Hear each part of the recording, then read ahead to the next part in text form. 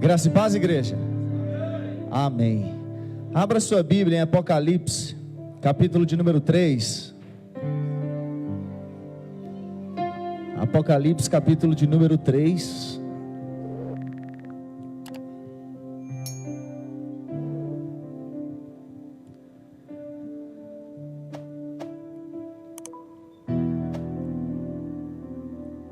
Apocalipse, capítulo de número 3, versículo 1.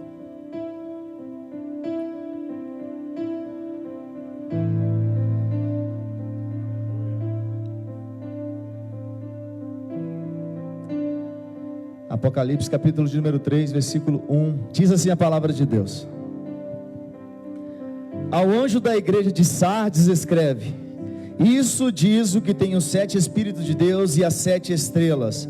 Conheço as tuas obras, tem nome de que vives, mas está morto. Só a segunda parte: conheço as tuas obras, tem nome de que vives, mas está morto. Amém. Amado, nessa noite a palavra é sobre viver de aparência. Amém?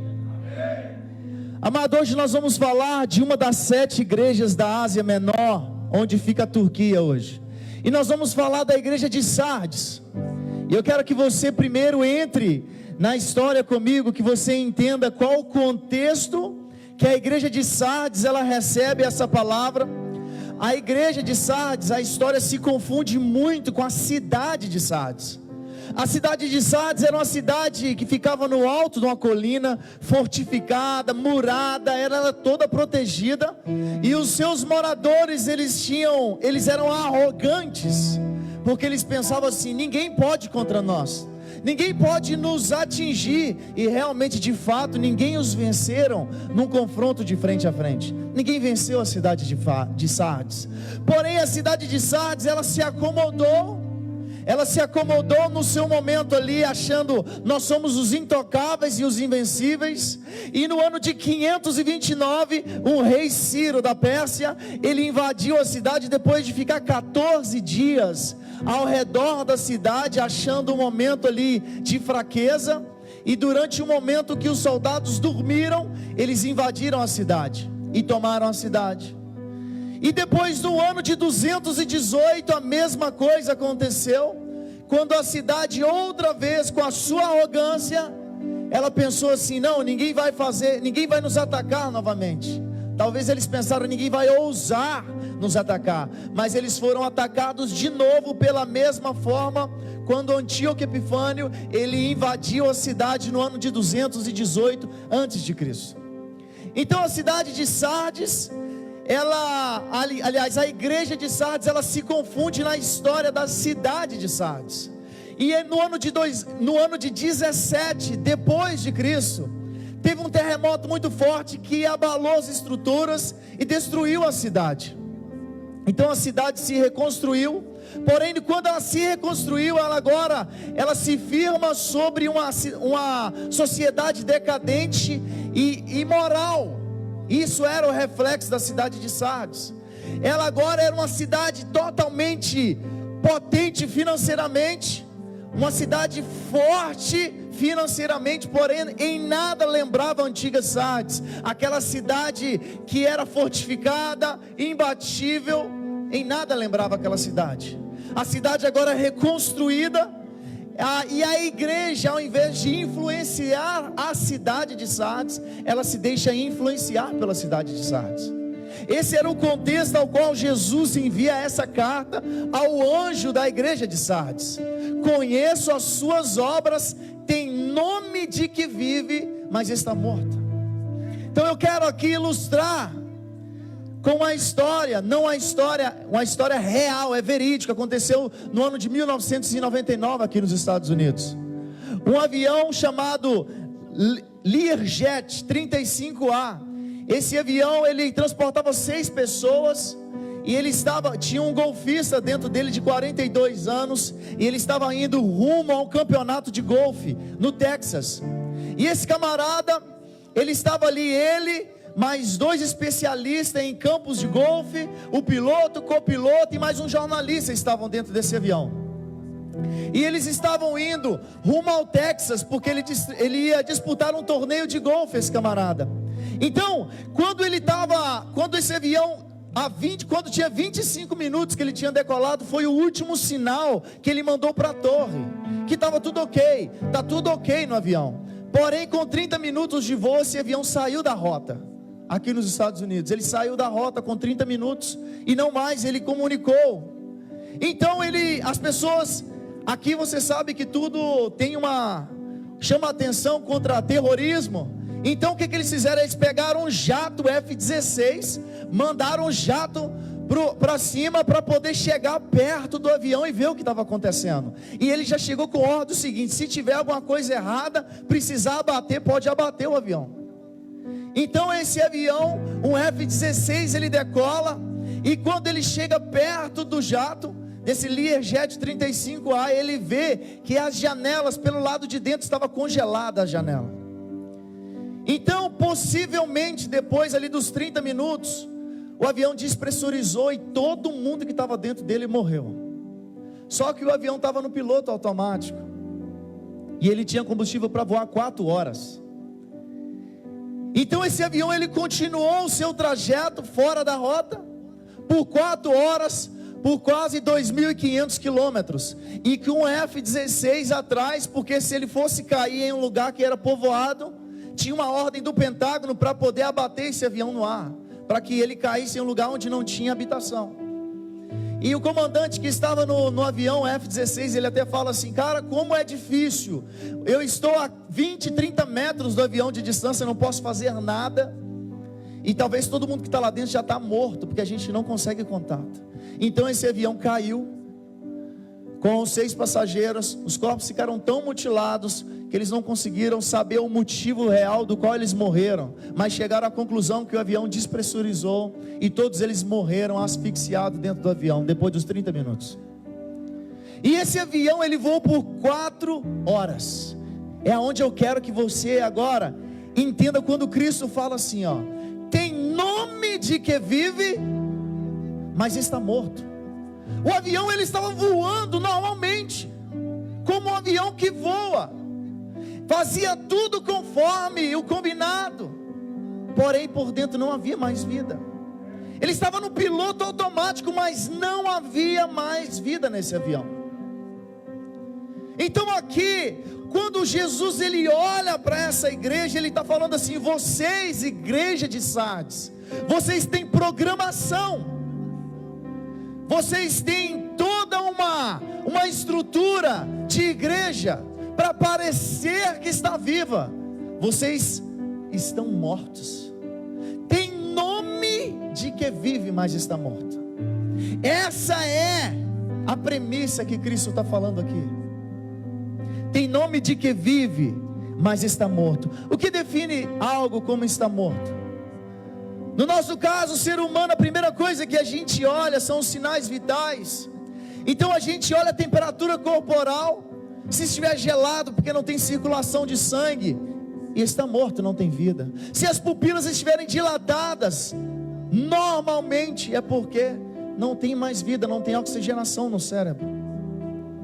Então esses são os motivos que nós olhamos, os batimentos, tudo que a gente pode, para ver se isso está morto ou se está vivo no nosso caso. Então Jesus, ele aqui, ele não como um médico qualquer, mas como médico dos médicos, ele dá um diagnóstico àquela igreja de Sardes: vocês têm nome de que vive, mas estão mortos. É muito sério isso, amado. Essa igreja de Sardes, assim como todas as outras igrejas, ela representa a igreja de Cristo. Em todos os lugares do mundo, em todos os tempos, outro dia a gente pode falar dessas igrejas, mas elas representam as igrejas do 1º século, do 6º século, cada período que a igreja viveu. E Sardes era uma dessas igrejas, que viveu um período grandioso, porém agora ela só tinha uma vida de aparência. As pessoas olhavam para a grandeza daquela igreja, falavam tipo assim: cara, que templo, que estrutura, mas era como um sepulcro caiado, Vocês sabem o que é um sepulcro caiado? O sepulcro é onde tem os mortos, evidentemente. E o caiado é porque ele é bem enfeitado, bem bonitinho por fora, bem pintado. Porém dentro não há vida. É isso quando a Bíblia fala assim que parece um sepulcro caiado, é porque por fora é bem bonito, mas por dentro não há vida. Então Jesus compara isso, cara, porque Hebreus capítulo 4 versículo 13 diz assim, que todas as coisas estão nuas e patentes aos olhos daquele a quem havemos de prestar contas. O diagnóstico aqui veio dele, de Cristo.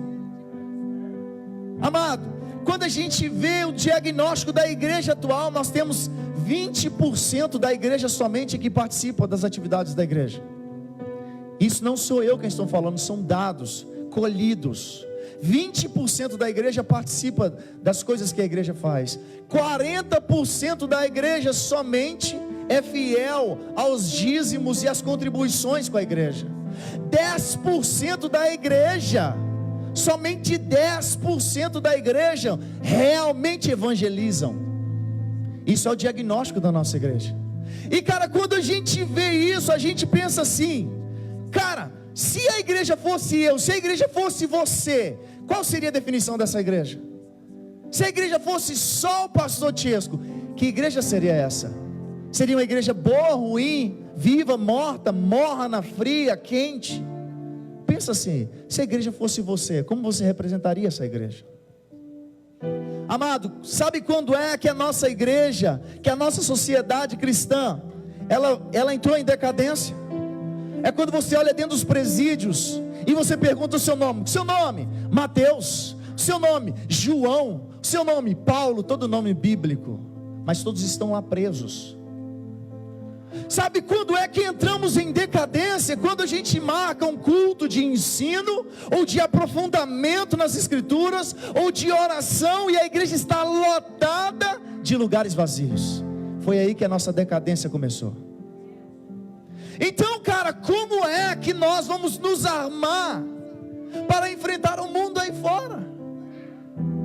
Eu me lembro quando a gente liderava os adolescentes no Brasil, e um dia a gente comentou com um pai assim, eu sinto falta do seu filho aqui. Ele falou assim, pastor, não éramos pastores, ele falou assim, Tiesco, o que acontece, meu filho, ele acorda cedo todo dia, cara, para ir para a escola, de segunda a sexta, sábado ele também tem atividades na escola, o domingo é o único dia que ele tem para dormir até mais tarde. Eu fico com dó de chamar ele para ir para a igreja. Aí eu pensei assim, cara, o único dia que o seu filho tem, como você disse, o único dia que ele tem para se alimentar e combater uma semana inteira do mundo, em cima dele, é o domingo. Aí você deixa ele dormindo no domingo. O pai está com dó de levantar o filho hoje, mas infelizmente vai chorar pelo filho amanhã. Amado, eu não estou rogando praga não, mas é isso que acontece. Então nós entramos em decadência aqui, cara. Sabe qual é a nossa decadência? Quando a gente quebra princípios. Eu vou ler aqui Mateus capítulo 18, só para a gente contextual, que eu estou falando de princípio. Mateus 19, não precisa abrir. Fala assim, vieram eles, alguns fariseus vieram experimentar a Cristo acerca do divórcio, e falaram assim, é lícito o marido repudiar a sua mulher por qualquer motivo? Então respondeu, olha o que Jesus respondeu, não tendes lido que o Criador desde o princípio os fez homem e mulher? Aí Jesus continua falando e fala assim, replicaram-lhe, mas então por que Moisés mandou da carta de divórcio? Aí Jesus fala assim, primeiro, Moisés não mandou, ele autorizou. Mandar e autorizar é diferente, mas não foi assim desde o princípio. Amados, o princípio ele é maior que a lei. Vou contextualizar. Por que existe a lei? Gálatas capítulo 3, 19 diz assim, qual a razão da lei? Foi adicionada por causa das transgressões. até que viesse a descendência a quem se fez a promessa. Ela foi feita por causa das transgressões. Que transgressões eram essas se não existiam leis? Eram princípios. Antes da lei existiam princípios, e quando você quebra princípio é necessário colocar uma lei. Então a lei só veio porque princípios foram quebrados. Amado, isso é muito notório quando a gente entende princípio. Eu vou dar um exemplo ainda dentro dessa passagem. Um pai fala com seu filho: eu não quero você se relacionando com fulano ou fulana, não quero que esse casamento aconteça. E você simplesmente não dá ideia para o que seus pais falam e mergulha de cara naquele relacionamento. Aí amanhã, amado, vou voltar. Quando a gente vive princípios, amado, quando a gente entende princípios, a gente precisa menos de milagre. Sabe por quê? Deus é Deus de milagre, sim, mas Ele não é um Deus só de milagre. Ele não fica fazendo milagre o dia inteiro. Os discípulos, Deus não fez milagre na vida deles. Os salvou, sim, mas os discípulos não falavam: Senhor, faz um milagre na minha vida. Não pediram isso. Eles entendiam os princípios quando caminhavam com Cristo. E quando nós não entendemos princípios, nós somos necessitados de milagre. Porque nesse caso que eu estou falando de um casamento, você quebra um princípio, não escuta os seus pais e vai naquele casamento. No dia de amanhã você precisa de um milagre para restaurar seu casamento, porque você quebrou um princípio lá atrás. Amado, é aí que nós entramos em decadência, quando ferimos princípios. E aqui em Gálatas, quando fala assim, ela foi adicionada por causa das transgressões, até que viesse aquele, o descendente, a quem se fez a promessa. Está falando de Cristo. Sabe por quê? Porque Cristo, quando Ele chega, amado, olha, entenda isso. Quando Cristo Ele veio, Ele nos voltou aos princípios. Ele nos lembrou do princípio. E sabe o que é isso? Quando você se lembra do princípio, você está acima da lei. Por qual motivo? Quando Cristo te regenerou, Cristo me salvou, eu não vou adulterar, eu não vou pecar, não por causa da lei, por causa de um princípio que Cristo pôs em mim. Então quando Cristo Ele chega, a lei já não tem, ela não cabe mais a você, porque agora você segue princípios de Cristo. Então quando você quebra princípio, amado, é aí que nós entramos em decadência. E é aqui que a decadência da igreja, ela entrou, cara. Aí Cristo vem e traz o diagnóstico: tem nome de que vive, mas está morta. Uma igreja que vivia de aparências, vivia de congressos em congressos. E é diferente de hoje. Hoje nós temos inúmeras igrejas que só vivem de congresso, porque se não tiver isso, acabou, o povo vai embora. Amado, continuando a leitura aqui, Jesus Ele fala assim no versículo 2: ser vigilante e confirma. Esse confirma significa cuida o restante que estava para morrer. Ele fala que a igreja, primeiro que a igreja, ele fala assim: eu conheço as tuas obras, tem nome de que vive, mas está morto. Ser vigilante e confirma o restante que estava para morrer. Amado, preste atenção. Talvez você está aqui nessa noite,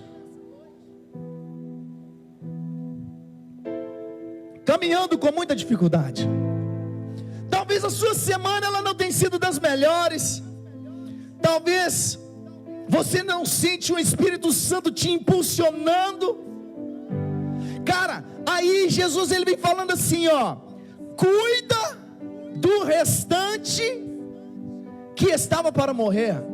Trazendo para nosso dia, amado, dentro daquela igreja havia ainda, embora a igreja tinha nome de que vive, mas estava morta, havia partes da igreja que estava viva. Então, amado, cuida. Você agora é essa igreja. ainda há partes em você que está vivo, mas cuida para que essas partes não morram também. Às vezes você está arrastado, cara, cansado, oprimido, sobrecarregado. Você não consegue mais ir avante, não consegue mais romper. Você está literalmente um sepulcro caiado. Por fora está bonitão, está belo. Por fora você está igual a igreja da Flor de Lis, topzaça, mas por dentro é podridão. Amado, mas cuida do restante que está vivo dentro de você. Ainda há partes em você que clamam a Deus. Sabe por quê? Porque você está aqui. Se você não tivesse aqui, não tinha nada em você que clamasse a Deus. Mas aqui, quando Cristo fala assim, ó, clama, porque tem algo em você que ainda me busca. A tua alma ainda, o teu espírito almeja a mim. E ele continua dizendo assim: lembra-te, pois, do que tem recebido e ouviste, e guarda-o, e arrepende-te. Amados, aqui quando fala assim, lembra-te, pois, do que tem recebido. Sabe por que veio essa coisa aqui para a igreja? Lembra-te do que tem recebido e ouviste. Sabe quem era o pastor que instituiu essa igreja de Sardes? Apóstolo João. Ele foi o apóstolo que instruiu aquela igreja. Aí Cristo, sabe o que Cristo está falando com eles? Cara, vocês têm nome de que vive, mas está morto. Mas lembra de quem instruiu vocês. Lembra dos sermões. Lembra das palavras. Lembra dos estudos. Lembra das feridas saradas. E arrepende-te. É isso que ele está falando, ó. Lembra-te, pois, do que tem recebido e ouviste, e guarda-o, e arrepende-te. Lamentações 3:21, traz à memória aquilo que te traz esperança. Amado, às vezes você pensa assim: pastor, nada me prende mais na igreja. Eu era instrumentista da igreja e hoje eu não toco mais, então isso não me prende mais. Eu era pregador, hoje eu não prego mais, isso não me prende. Não tem nada na igreja que me prende mais. Mas amado, lembra o que Cristo fez por você. Lembra de onde Ele te tirou. Lembra de quantas vezes Ele já entrou na sua vida e te trouxe livramento para sua casa. Lembra da cruz, amado. Lembra do Calvário. Lembra do que Ele fez por você. Amado, para a gente às vezes a gente está aqui num dia como hoje é muito difícil. Eu cheguei aqui hoje arrebentado de cansado. Só Deus sabe. Mas sabe por que a gente vem, amado? Não é porque a gente é bonzinho, que a gente é bom, não. O Espírito que comunica com Deus que está dentro da gente, ele meio que obriga a gente. Que ele fala assim: como que você está cansado? E Cristo, que Ele não para um segundo só de colocar as mãos dele sobre a sua casa. Às vezes os nossos filhos são o que mais ouvem da gente, né? Às vezes fala assim: nossa, pai, para a igreja de novo. De novo. Todo dia a gente vai na igreja. Aí eu falo assim: e Deus não te abençoou todo dia? Aí eles param. Fala: você comeu todo dia? Você tomou café hoje? Tomei, pai. Almoçou? Almocei. Por que Deus te dá um café da manhã, almoço todo dia, e você não pode adorar Ele todo dia? Fala para mim. Aí ele: tudo que a gente fala, você vai falar assim. Fala: mas é para você entender. Amado, isso é realidade, cara. Quantas vezes o Senhor, Ele te livrou, cara. Quantas vezes você foi sair para o trabalho e se atrasou todo. Aí você pensando assim: rapaz, que raiva, atrasei todo. Mas é um livramento que Deus te deu, cara. Como eu morava em Plymouth, quando eu saio do meu trabalho, para ir para Plymouth eu tenho que pegar a direita. Para vir para cá eu tenho que pegar a esquerda.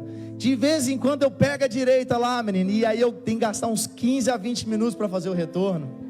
Na hora que eu entro lá, eu ligo para a Lília, falo: amor, você não acredita, peguei a ida lá para Plymouth. Raiva, senhor. Aí ela fala assim: pensa que é um livramento de Deus. Eu falo assim: deve ser o livramento, porque aqui está agarrado. Eu estou andando 1 metro por minuto aqui. Amado, mas Deus faz assim conosco, cara. Deus, Ele cuida da gente, cara. Então, amado, eu quero que você entenda o seguinte: você precisa entender, e precisa entender o que te motivou quando você veio a Cristo. Porque é o seguinte, existe muito fogo de palha em nós mesmos. Naquele primeiro momento eu estava ali buscando a Deus, eu orava com todas as minhas forças, e quando o pastor fazia o apelo, eu ia lá na frente, cara.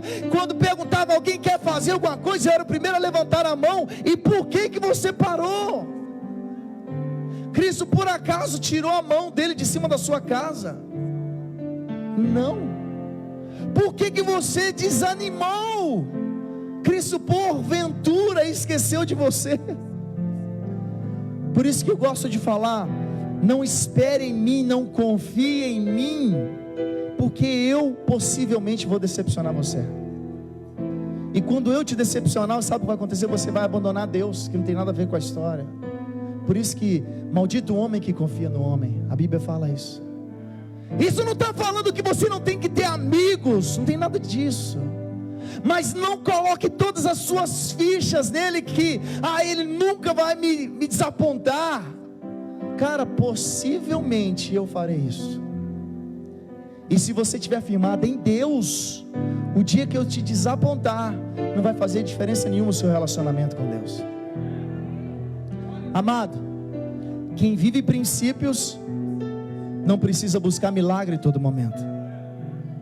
Pastor, porque eu entrei num lugar onde que eu não devia, eu fiz uma compra que eu não deveria, entrei num negócio sem consultar a Deus, mas hoje só resolve um milagre. O milagre só resolve porque houve quebra de princípio.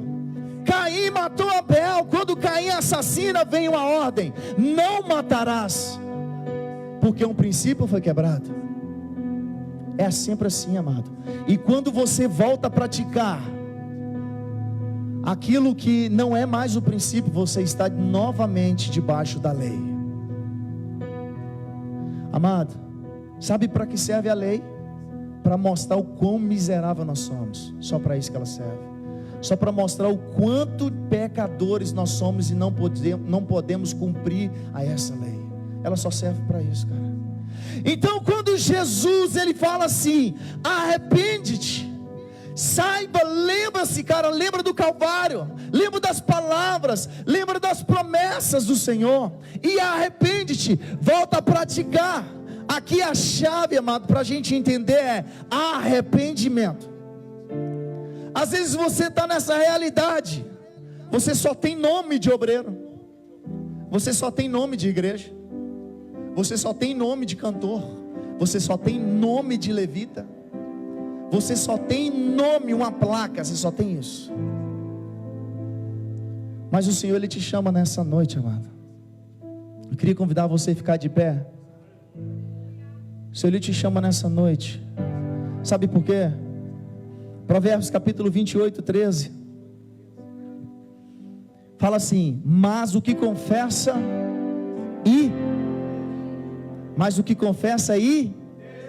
então não adianta só confessar pecado, amado.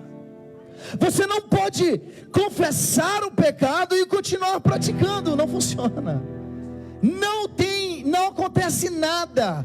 Aquele que confessa e deixa, esse alcançará misericórdia. Eu costumo dizer que muitas vezes nós recebemos de Deus aqui, mas saímos na porta, vomitamos tudo que nós recebemos lá fora. É aquela velha história de um diabo, de um demôniozinho que não entra aqui, mas na hora que está na porta ele está te esperando. Você põe ele na coleira e leva para sua casa. É duro de ouvir, amado, mas é a realidade. Aquele que confessa e deixa, esse alcança misericórdia. E você pensa assim: pastor, eu preciso me arrepender. Ou você pensa assim: não, para mim eu ser um membro da Ramp Church, para mim já resolve. Amado, você ser membro da Ramp Church não vai fazer nada por você. Sabe o que vai fazer algo por você? Hebreus capítulo 12, 14, que diz assim: sem a santificação ninguém verá Deus. Então eu te convido, queria convidar o Ministério de Louvor para subir aqui. Amado, às vezes Você está como a igreja de Sardes. Um dia teve vitórias maravilhosas. Foi uma cidade fortificada, que ninguém ousava ir contra essa cidade. Às vezes um dia você foi um grande homem de Deus, onde quando você levantava a voz, o inimigo ele entendia ali a autoridade instituída por Deus. Às vezes você um dia profetizou na vida de pessoas e abençoou pessoas. Amado, lembra disso, cara. Lembra disso, lembra do primeiro amor. Lembra do que Deus fez através da sua vida. Aí às vezes você pensa, pastor, mas eu estou morto já com isso, cara. Eu não consigo. Aí eu quero ler para você João 11:25. Eu sou a ressurreição e a vida. Quem crê em mim, ainda que esteja morto, viverá. Amado, tem nome de que vive, mas está morto. Nessa noite eu quero declarar sobre você que essa realidade não vai te alcançar. Você vai ter nome de que vive, mas de fato vai estar vivo, porque você foi inserido na videira verdadeira. Amado, quando nós caminhamos, nós deixamos uma trilha para trás. Pense agora, que tipo de trilha você está deixando? Qual é o rastro da sua vida? Qual é o rastro do seu ministério, cara? O que você está deixando aonde você passa? Você está deixando rastros de discípulos? Ou você é mais um que tem envergonhado o Evangelho? Amado, quando eu falo isso, não é para constranger ninguém, cara. É para você pensar nas nossas atitudes.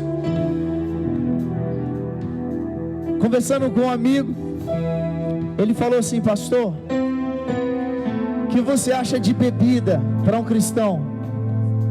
Falei para ele o que eu pensava. E eu falei, cara, não condiz com o cristão. Imagina você assentado num bar com pessoas que não professam a mesma fé que você, não caminham no mesmo ambiente que você caminha. Que diferença você tem dele? Sendo que o alimento que você alimenta é o mesmo dele, cara. Você tem que entender o alimento que você está alimentando aqui nessa noite. Aqui, quando nós falamos que aqui nós somos uma casa de destino, não somos melhores que ninguém, amado. Amém? Vocês estão entendendo isso? Aqui o caminho não é mais rápido para ir para o céu, não. Aqui também o caminho, a salvação é só pela graça em Cristo Jesus. Não tem outro meio, amado. Jesus, ele disse: eu sou o caminho, a verdade e a vida. Ninguém vem ao Pai a não ser por mim. Feche os seus olhos nessa noite.